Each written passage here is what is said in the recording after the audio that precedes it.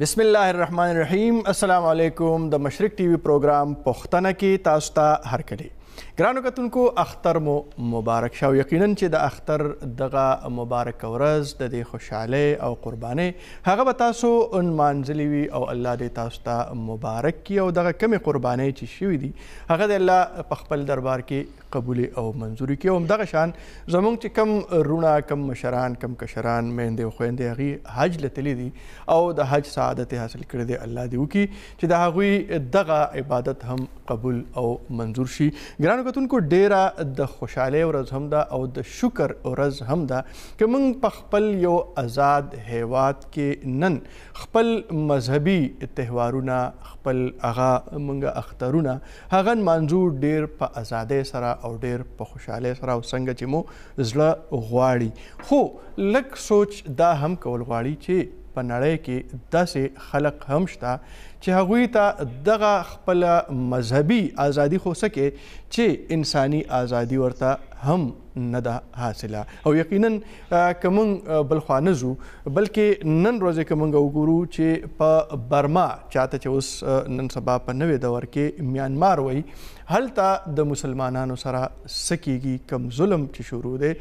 کم بربریت چې شروع دی او د هغې سره چې کم سلوک او کمه رویه خپله کړې شوې ده یقینا چې هغه ویلې کېږي چې د انسان زړه هغه پې په وینو جاړي او ډیره د افسوس خبره ده. او موږ که وګورو د هغه ځای د حکومت یا هلته د ولس د هغوی رویه یقینا هغه خو ډیره زیاته افسوسناکه ده. خو د ګاونډي هیوادونو او بیا په تیره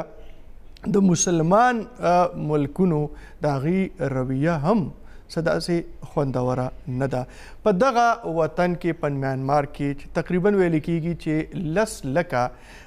مسلمانان دي، د هغې سره چې کم سلوک کېږي او دغه سلوک په ولسي سطح هم کېږي او په ریاستي سطح باندې هم کېږي. د دې وجوهات څه دي، د دې په شا باندې څه دي، په دې ذموار څوک دي، بیا په دغې باندې چې د نړۍ ملکونه ملل متحد او بیا زموږ اسلامي هیوادونه او اسلامي کانفرنس هغوی پې هم سترګې پټې کړي دي،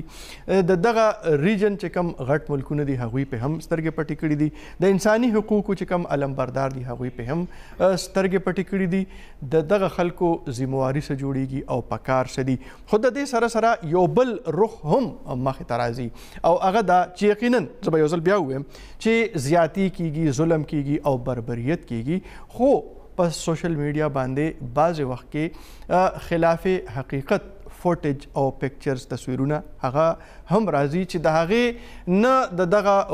هیواد سره تعلق شته نه د دغه واقعیاتو سره څه سمون شته. د یو ځای بل ځای نه هغه تصویرونه راغستې کېږي او هغه د هغې سره منسوب کولی شي او هغې سره په مسلمانه نړۍ کې خصوصا او بیا که موږ وګورو زموږ په دغه هیواد کې یو اشتعال را پیدا کېږي. آیا په داسې وخت کې به موږ په اشتعال کې راځو، په جذباتو کې به راځو که نه؟ د سوچ او د فکر مقام دی او همدغه نن زموږ د پروګرام پښتنه موضوع ده او په دې موضوع باندې چې د خبرو اترو د موږ سره کم ګران او قدردان میلمانه او پوهان په پروګرام کې نن شریک دي. په هغې کې زموږ یو میلمه د پیښور یونیورسټۍ او د اسلامي کالج یونیورسټۍ پخوانی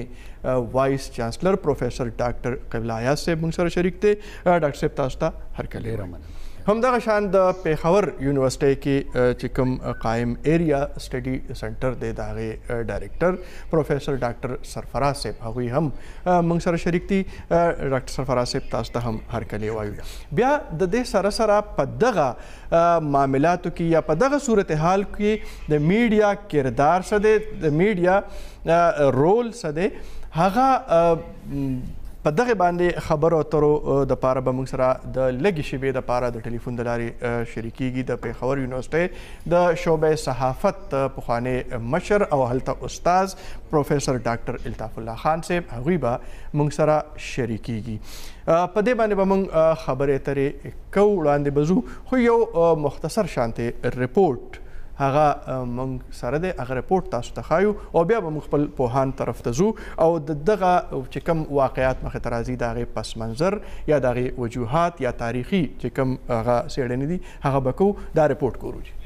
برما د ایشیا جنوب مشرقي طرف ته پرته ده. د دې ټوله رقبه 2.5 لکه مربع میله ده او د یو اندازې تر مخه 7 کروڑه آبادي لري. په دې کې زیاتره د بت مت مذهب خلک شتون لري. په 14 صوبو باندې مشتمل د ملک په کال 1996 کې د برما سرکاري نوم بدل کو او میانمار یې کېښودو. تینسین کوم چې یو فوجي جرنیل تر ډیره موده یې په ملک کې مارشل لا نافذه کړي او آمرانه تسلط یې قایم کړی وو. د هغه په دوري حکومت کې د فوجیانو لوټمار او د خراب طرز حکمرانۍ لوجې ملک په اقتصادي توګه تباه و برباد شوی او دا وخت دغه ملک شمیره د نړۍ په غریب ترین ملکونو کې کیږي. څه وخت کې به دې ملک وریجې نورو ملکونو ته ورکولې خو د بد انتظامۍ او کرپشن لوجې دغه کاروبار هم په ټپه شو. راکاین د برما غټه صوبه ده چې پکې زیاتره مسلمانان میشته دي. څه زمانه کې راکاین په مکمله توګه یو آزاد اسلامی ریاست و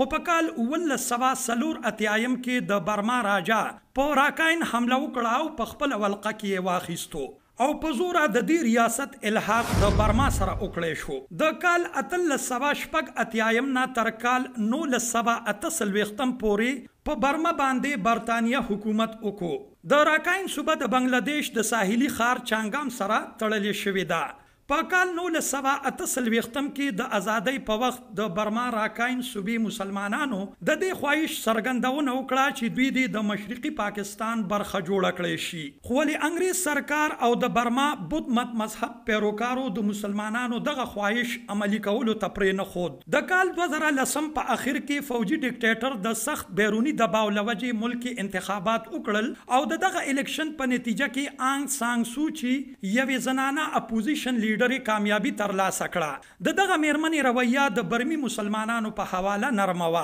خو زیاتره مسلمانان لیډران دا رای لري چې دا د هغې د سیاست یوه برخه وه ولې په عملي توګه هغه هم د مسلمانانو دپاره څه کولو ته تیاره نه ده. نن چې د برما مسلمانان د کوم ظلم او جبر سره مخ دي نو په نړۍ کې دا هډو مثال نه لري. نن هم هغوی ته د یو ځای نه بل ځای ته په تګ راتګ کې غټ مشکلات مخې ته راځي. په هغوی د تعلیم او سرکاري نوکرو دروازې بندې دي تر دې چې د هغه ځای اوسیدونکو مسلمانانو دپاره واده کول هم ډیر لوی مصیبت دی او د دې دپاره هغوی هلته کې د سرکار نه په باقاعده توګه اجازت غواړي. ملک کې څو وارې د مسلمانانو د نسل کشۍ پیښې وشوې خو د انساني حقونو علمبردارو ادارو په دغې غوږ قدر ته هم ونه ګرو. نو د نړیوالو میډیا ادارو نه به څه ګیله کې او اوس هم یو ځل بیا د غټ اختر په دې مبارکه موقع د روهینګیا مسلمانانو د قتل عام او د کډې کولو ریپورټونه مخې ته راغلي دي. اوسني مخې ته راغلو ریپورټونو کې ویلی شوي چې د میانمار شمال مغربي علاقه کې د تیر یوې هفتې دوران په بیلابیلو کاروایو کې 400 مسلمانان په حق رسولی شوي. یاد دې وي چې د کال 1990 نه تر دې دمه 10 لکه مسلمانان د سختو مشکلاتو تیرولو وروستو د نړۍ په مختلف ملکونو کې په هجرت کولو مجبوره شوي. جی ګرانو کتونکو رپورټ هم تاسو وکتو او اوس به موږ ورځو خپل پوهانو طرف ته او د هغې رای به اخلو. پروفیسر ډاکټر قبلہ صاحب تاسو طرف ته راځم او تاسو نه به مې پوښتنه دا وي چې یاره دا کوم صورتحال راپېښ دی څه ګڼئ تاسو یاره د دې په شا باندې خبرې څه دي او لږ د میانمار او د برما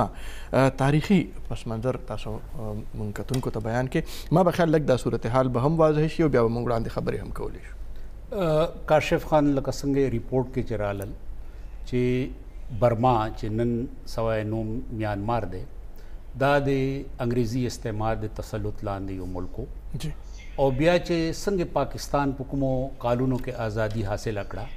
تقریبا هم په دې کالونو کې برما ته هم ازادي په لاس راله. بیا چې کوم د دې نسلی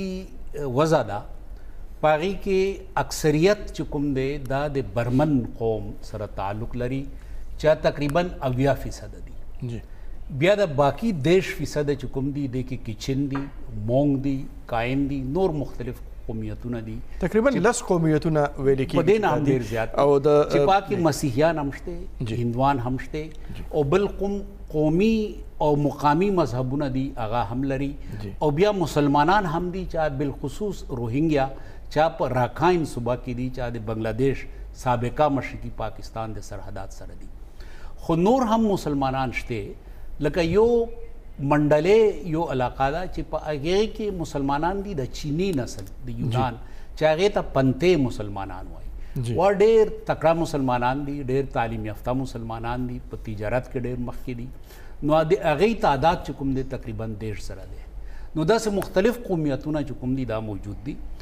د برما نوم یې چې و دا دې وجې نه چې اکثریت خلک چې کوم دي دا برمن دي. خو بیا د نور قومیتونه چې کوم دي دوی ډېر یو مسلسل تحریک وچلو او دی ووایي چې دا برمن خلک چې دي د دوی دا اکثریت چې دی باید چې دا د تسلط باعث جوړ نشي او زمونږ انعکاس چې کوم دی او زمونږ نمایندګي هم د دې ملک په نوم کې وي. نو بیا میانمار نوم راغی چې میانمار نوم مطلب داسې دی لکه دا د ټولو خلکو یو شریک ځای. نو دا ټول قومیتونه چې کوم دي اوس دا په دې نوم باندې متفق دي او دا نوم چې کوم دی دا دوی لري. جی ډاکټر سرفراز صاحب قبلہ صاحب خبرې وکړې او هغې کې یو خبره ده چې د میانمار مقصد دا دی چې د ټولو خلکو وطن، خو بیا په دغه وطن کې 10 لکه داسې آبادي چې هغه مسلمانان دي هغه قبلول نه، هغې ته شهریت نه ورکول، هغې ته یعنې هلته کې ویل کېږي دا چې هغې ته د آزاد یعنی اوسیدونکي وګړي په حیثیت باندې د ګرځېدو اختیار او حق هم نه دی حاصل. څه ګڼئ تاسو چېرې د دې په شا څه مذهبي تعصب دی که نه څه نور داسې څه سیاسي مقاصد هغه هم پکې شته؟ یو خو که تاسو ګورئ دنیا کې اکثر ممالک چې دي هغه کثیر القومي او کثیر المذهبي ممالک وي. ډېر کم ملکونه به داسې چې د بل مذهب خلک پکې نه وي یا د بل یو قام نه علاوه خلک پکې نه وي. مسله دا ده چې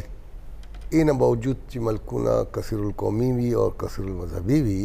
هلته د یو قام یا د بل قام تسلط او اکثریت چې دی هغه زیات شي او یا د یو مذهب یا د بل مذهب چې دی هغې دباو نورو باندې لږ زیات شي. او دا څه یوازې میانمار کې یا برما کې نه ده، دا زموږ خپل ملک کې هم ده، دا په هندوستان کې هم ده، دا حتی کې داسې ترقي یافته ملکونه چې کوم باره کې موږ دا وایو چې هغه یورپ کې او امریکا داسې ملکونه دي چې هغې کې رول اف لا او دا ډېر زیات دی. هلته هم موږ داسې موقعو باندې چې کوم موقعو ته موږ د ټینشن موقع وایو نو هغه ټایم کې هلته موږ ته مذهبي منافرت ښکاري، موږ ته قامي منافرت ښکاري، موږ ته نسلي منافرت ښکاري. نو چې دې ته نظر کې موږ وګورو نو بیا به موږ ته د برما او د میانمار خبره هم ښکاره شي چې څه ده. د دې که ته نقشې ته وګورې برما یا میانمار نو یو طرف ته یو لوی طاقت یو لوی ملک چین دی، بل طرف ته چې دی یو لوی دې حساب باندې چې هندوستان او بنګلادیش چې دي دا ښه لوی په آبادۍ باندې لوی ملکونه دي. او بل طرف ته چې لاړ شي نو تایلنډ چې ته موږ وایو لاوس. نو دا که تاسو ګورئ دا علاقه به مخکې دې نه اخوا والا علاقې ته به هندچیني وي، دې طرف ته هند دی، دې طرف ته چین دی. هندچیني هغه علاقه ده چې کوم لوی چې د جنګ سره مخامخ شوی وه یو وخت کې، او چې کله دا یو لوی جنګ سره مخامخ شوی وه چې دلته فرانس، امریکا او بیا ویتنام جنګ چې کوم و نو هغې کې دې سره سره بیا چین او روس هم لګ شو. دا یو دوه نظامونو جګړه هم شوه یو ټایم کې. او هغې کې ته ګورې نو ډېر لوی لوی طاقتونو ته شکست هم ورکړی شو هلته. نو هغه ټایم کې څنګه دې ته ګورې نو دلته پاکستان ته هم ګوره چې خوا کې کله افغانستان جګړه وه نو دلته څنګه یو لوی پیمانې باندې دلته فوجي امریت هم رالو او ورسره یو نوې قسمه انسان جوړ کړی شو بجای هغه چې تحمل، ضبط، رواداري والا چې کوم یزو هغې په ځای د اسلام هغه قسمه توجیه دلته وشو چې هغې کې تا هندو، عیسائی بل هېڅوک دې نه منلو او هغه دې دا ویل چې موږ دې سره جګړه کوو. نو هغه ځای ته بیا میانمار ته په دې شکل کې ګوره چې خوا کې دونه لوی جنګ او هغې کې دوه نظامونو جګړه هم وه. نو هلته فوجي امریت هم رالو. فوجي امریت چې رالو نو هغې چې دی یو لوی پیمانې باندې هلته چې د انسانانو کې تفریق، منافرت، څه ته فایده رسول، څه ته تاوان رسول، دا قسمه شروع کړي دي. او عموماً امریت په دې ځان ټینګوي چې هغه خلک تقسیموي را تقسیموي. نو په دې تناظر کې چې موږ ګورو بیا نه موږ ته به ښکاره شي چې هلته یو طرف ته یو لوی امریت و، بل طرف ته جمهوریت دپاره یو لوی جدوجهد هم کېدو او په دې کې بیروني قوتونو عوامل هم. نو دې د لاسه د وطن چې د ترقي پوره ونه کړې شوه،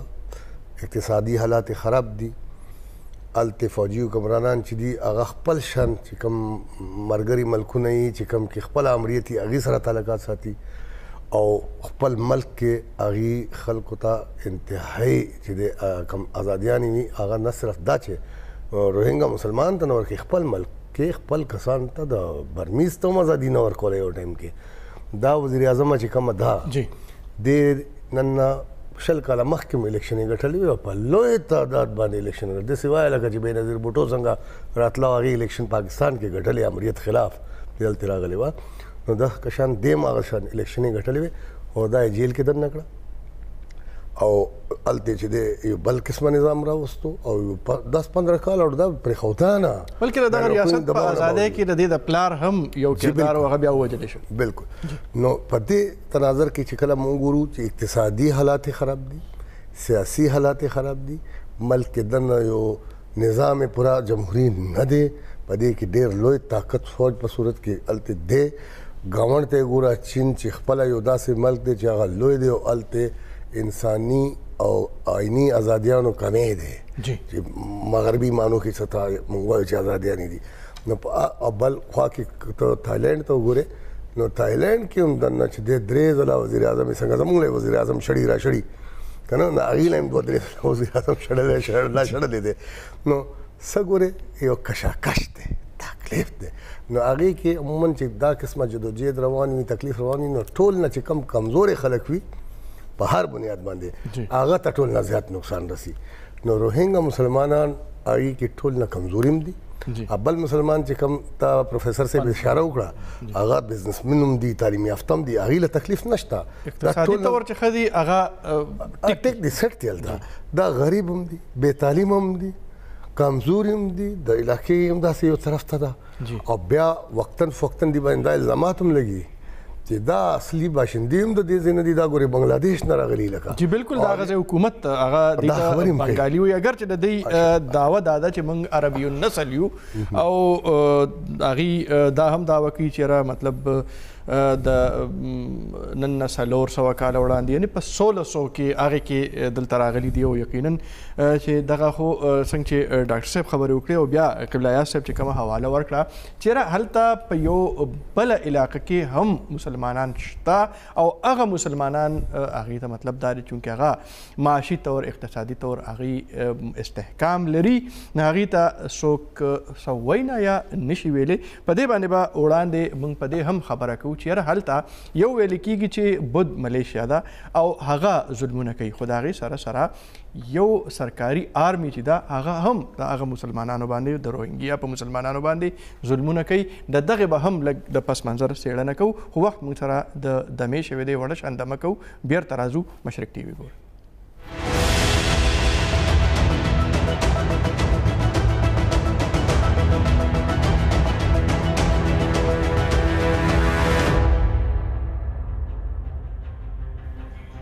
جی ګرانو کتونکو بریک باندې د تلو نه وړاندې موږ هم دغه خبره کوله چې ډاکټر صاحب خبره وکړه چې هلته کې یعنې دغه مسلمانانو باندې ظلم یقینا چې کېږي او په هغې کې څه سیاسي عوامل هم شته نسلي هم شته خو د هغې سره سره ډاکټر صاحب قبلہ آیاز صاحب خبرې وکړې چې هلته یو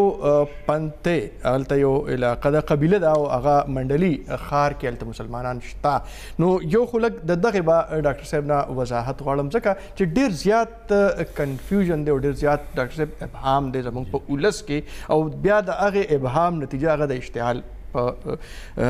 صورت کې مخې ته راځي او وړاندې به موږ په دغې هم خبرې کوو چې آیا مطلب زموږ د ولس بیا هغه دومره کنسن شو کول د دې په شا باندې څه دي او آیا پکار دی او که نه خو ډاکټر صاحب یو خبره وکړه نو هغه هم سوال تاسو وړاندې کړم چې آیا هلته کې یعنې دا به موږ لږ سات له ومنو چې هلته بود مذهب پیروکار هغې تشدد خو کوي که پاکستان کې کېږي نو کم از کم ریاستي مشینري په هغې کې ښکاري نه هلته سرکاري فوج هغه لګیا د ظلم کوي څه ګڼئ تاسو چې د دې په شا څه دي بې کاشف خان دا خبره داسې ده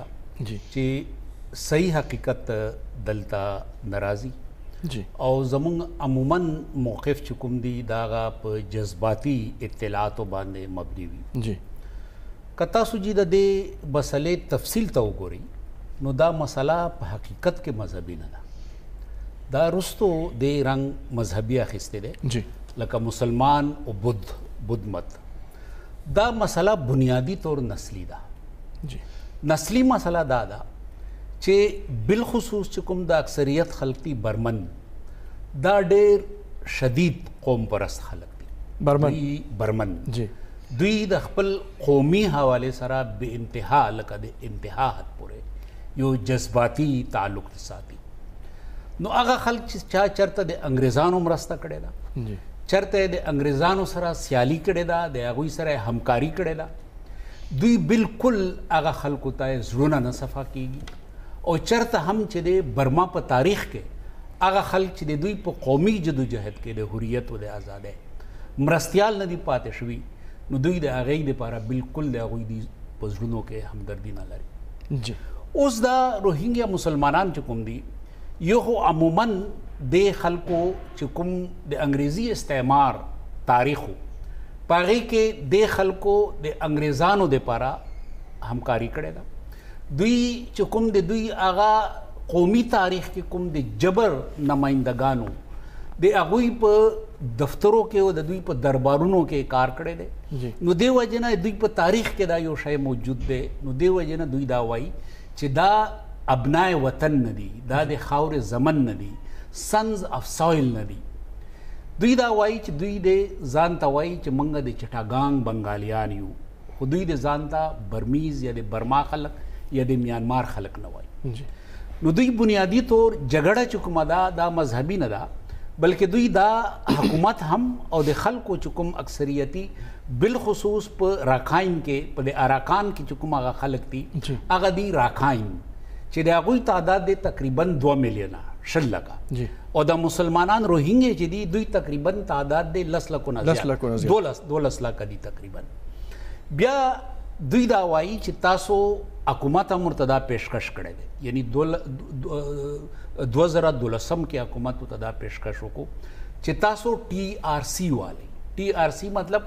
ټیمپرری رجسټریشن کارت تاسو والی، تاسو به موږ رجسټرډ کو خو عارضي طور. د دوی ډیمانډ دی چې موږ ته تاسو NRC راکړئ، یعنی نیشنل رجسټریشن کارت. نیشنل رجسټریشن کارت داسې دی لکه زمونږ آیډنټي کارت، قومي شناختي کارت چې ورته وایي، او هغوی دا وایي چې موږ ته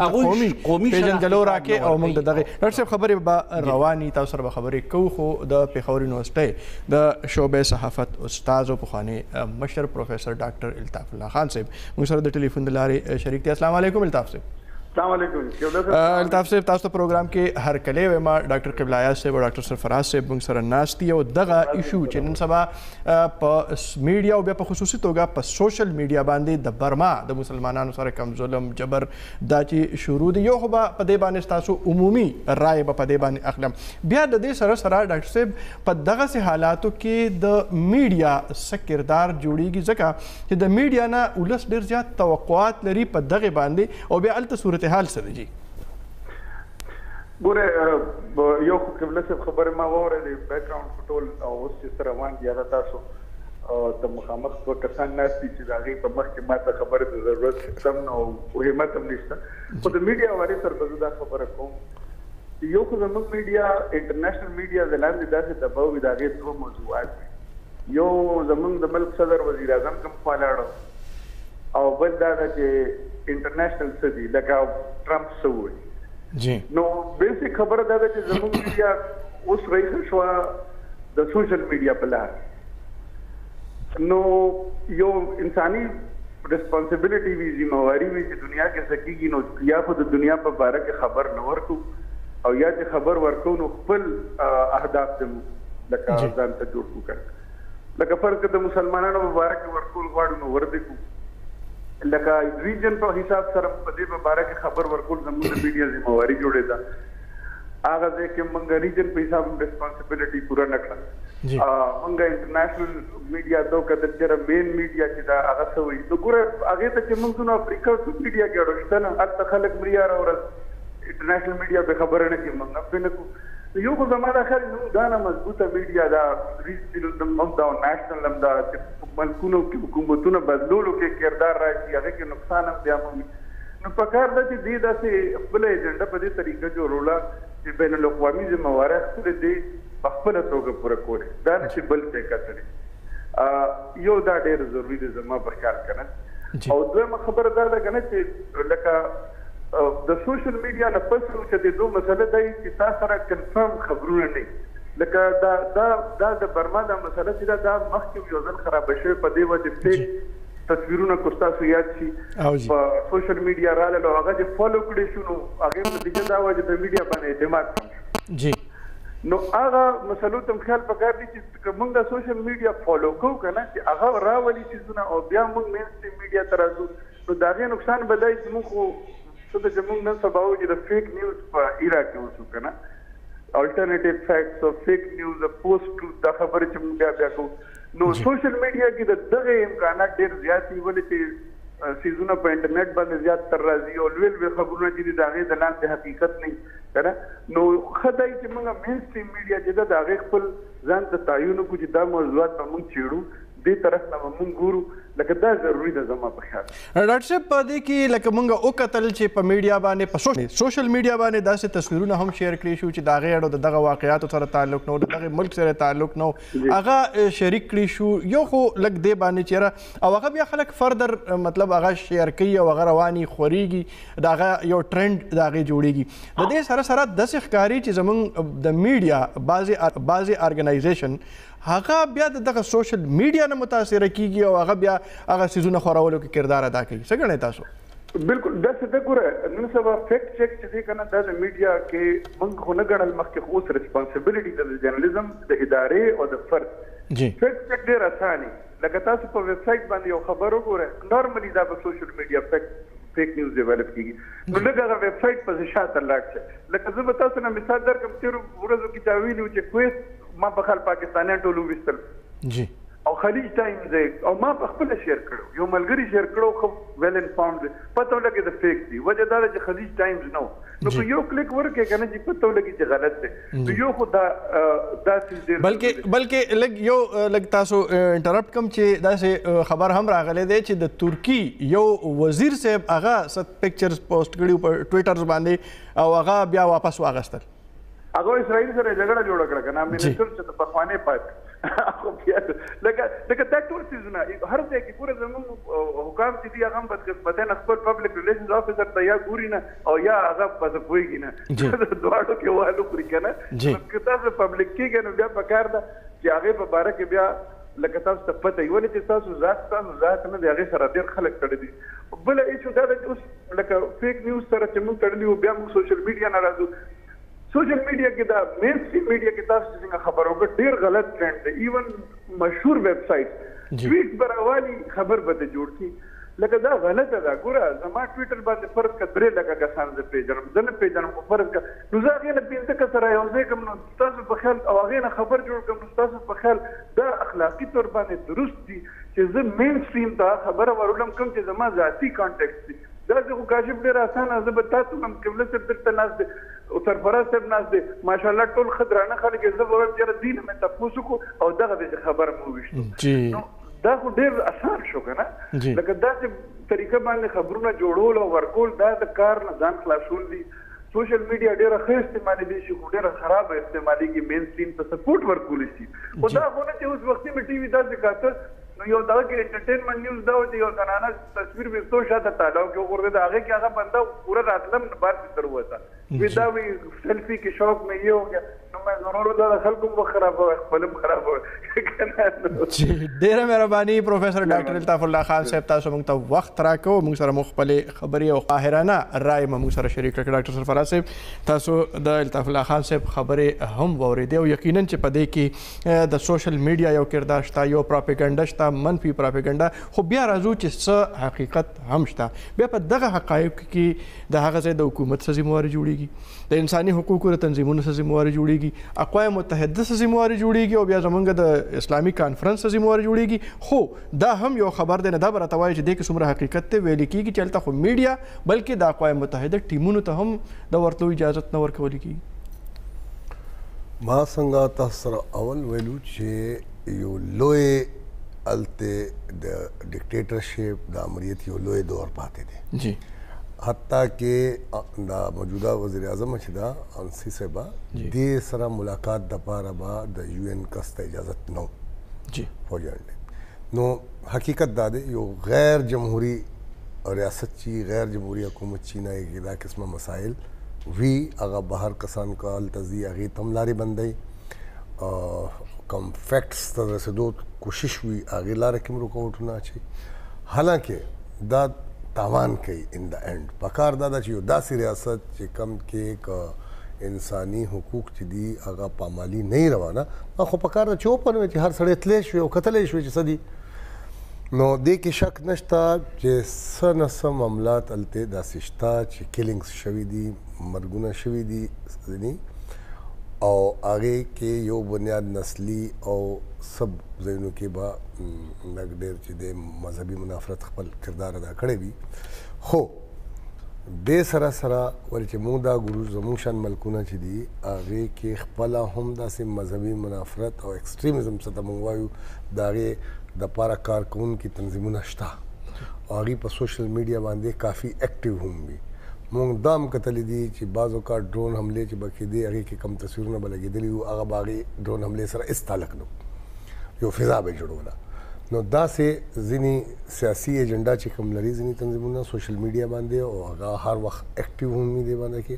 نو هغه دې قسمه واقعاتو نه فایده اخلي او هغه ابجیکټیویټي چې څه ته موږ وایو معروضي چې کوم حقایق دي هغې په ځای یو ډسټارټډ طریقې باندې سودونه پیش کوي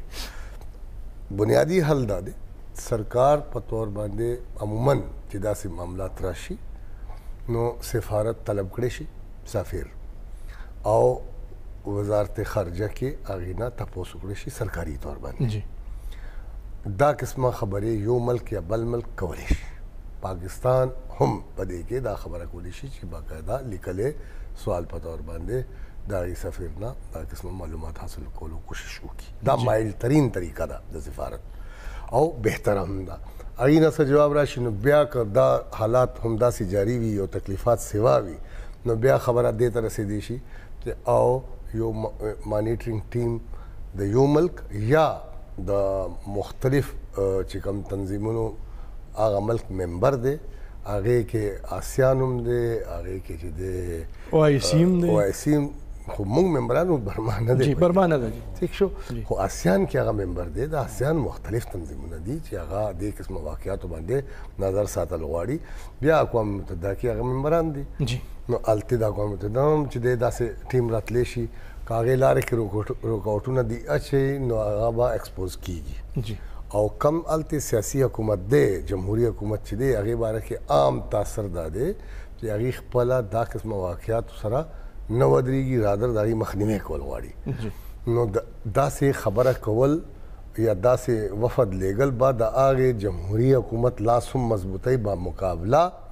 د امرانه قوتونو جی بالکل یعنی ډاکټر صاحب تاسو چې کومه خبره کوئ پکار دا چې د کم بین الاقوامي ضابطې دي د هغې د لارې دا خبره مخکې بوتلی شي دوه سوالونه نور مخې ته هغه پراته دي یو خو دا چې تاسو خبره وکړه چې پاکستان هغه سفیر راوغواړي او د هغه سره خبرې په تحریري سوال جواب وشي د هغې سره سره د پاکستان ولس د پاکستان د حکومت نه نور څه توقعات لري ورسره دا هم ده چې داسې ویل کېږي چې پاکستان د برما په حکومت باندې وسله هم خرڅوي او د وسلې مطلب زموږ یو تجارت دی د هغې سره او د دې سره سره چې کوم د هغه ځای کومه مشره ده آنګ سان سوچي د هغې حوالې سره توقعات دا دي چې کم از کم هغه خو د مذمت د دغه واقعاتو وکړي ځکه چې هغې ته یو نوبل انعام میلاو دی او دا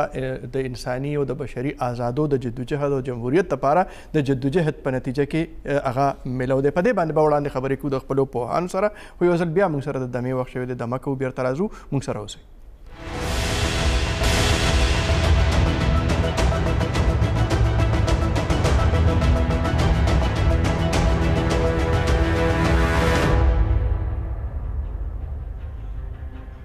ویلکم بیک ویورز ډاکټر قبلہ آیاز صاحب زما خواهش دا چې زر تر زره موږ ډېرې خبرې په لږ وخت کې وکړو او هغه دا چې یو خو لکه څنګه چې ډاکټر صاحب وویل چې مطلب آسیان او اقوام متحده د هغې برما هم ممبره ده یقینا چې د OIC هغه ممبره نه ده خو اخر دغه OIC او دا تنظیمونه د څه کوم مرض دوا ده تپوس هم نشي کولی یوه بل لاره چې اوس خو د 40 ملکونو یو بل اتحاد هم جوړ دی او د هغې نه هم څه توقعات دي او د هغې مشر هم د پاکستان یو اهم شخصیت سره ده چې د هغه سره هم ډېر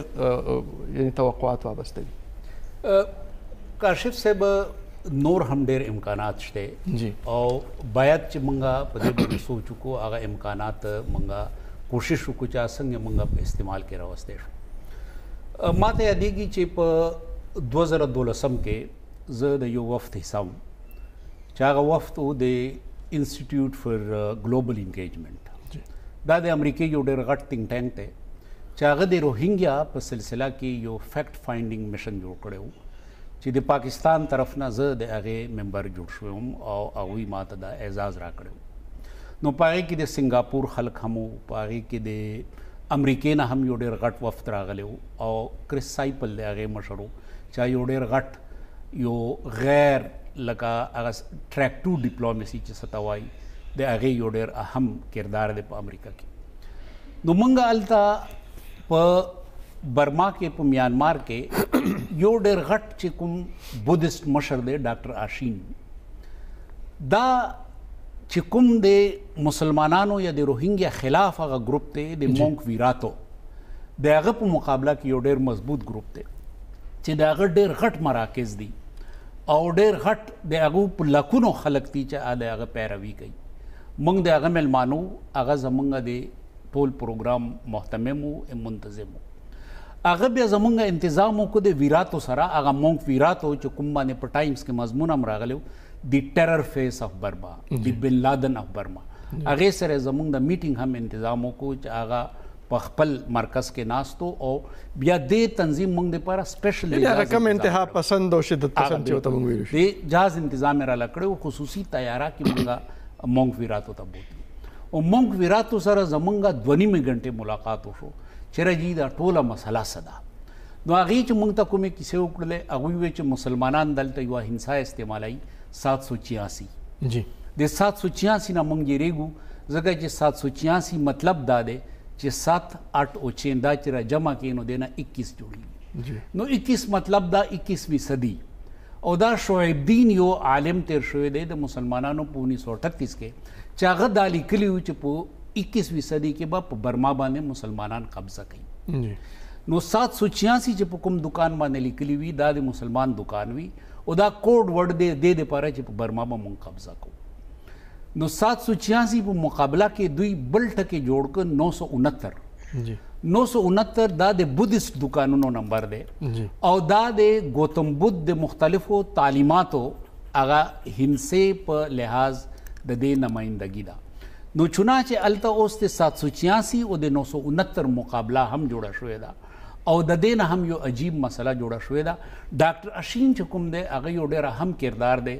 اوس باید چې مونږه زمونږ امبیسي یا مثلا نور د مسلمانانو امبیسي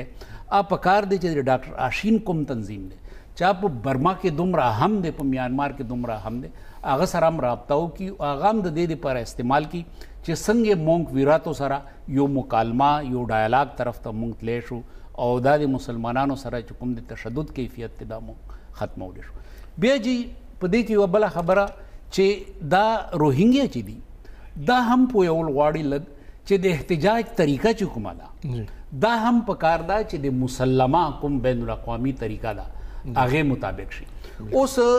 2012 پورې خو موږ ته یادېږي چې د ډاکټر صالح په نوم باندې یو سړی په بنګلادیش کې ناست و چې هغه دا وایي چې اراکان به زه اسلامي امارت جوړم. اوس ښکاره خبره ده چې دا څیزونه د روهینګیا خلاف استعمالېږي او دوی خلکو ته دا وایي چې دا برما ماتوي او په برما کې یو جدا یو بل ریاست بخلري. ډاکټر سرفراز صاحب تاسو طرف ته راځم. یقینا چې ډاکټر قبلہ آیاز صاحب خو ډېر تفصیلي او ډېر معلوماتي خبرې روانې کړي دي او زما خواهش دا دی چې دا د یو بل پروګرام هم متقاضي دي ځکه چې ولس پوهول دي او معلومات ورکول دي. خو یو خو وختي چې کومه خبره ما ستاسو د وړاندې ایښې وه چې یاره کومه آن سان سوچي ده د هغې نه دا توقع کېږي چې کم از کم مزاحمت خو دې وکړي، هغه مزاحمت هم نه کوي. د دې سره سره یعنې چې کوم د بدھ مت پیروکار دي د هغې نه خو دا توقع کېږي چې یاره هغه خو ډېر پرامن خلک دي. بیا ولې دا صورتحال دی. یو خبره بله هغه دا هم کېږي چې چونکې برما دا د هندوستان یو مخالف ریاست دی په بین الاقوامي چې کوم هغه بلاک دی په هغې کې او دا چین سره نږدې دی او چې کله بیا د پاکستان او د چین او بیا دغه تناظر کې چې ورته موږ تعلقاتو کې ګورو نو د هغه ځای نه د برما یو متشدد تصویر هغه وړاندې راځي. څومره حقیقت دی په دې کې؟ نو خبر هم داسې درسته ښکاري چې دا ویل چې برما یو داسې ملک دی چې هغې کې بین الاقوامي کم قوتونه د هغې لاس دې طریقې باندې دی چې متشدد ایمیج د هغې جوړېږي مختلف ځایونو کې. او څو پورې که تاسو دا خبره کوئ چې وزیر اعظم صاحبه چې کومه خپله یو انتهایي جمهوري طریقې باندې راغلې وه هغه مذمت نه کوي، نو دې ته ما ته به بېنظیر بوټو صاحبه شهیده رایادېږي.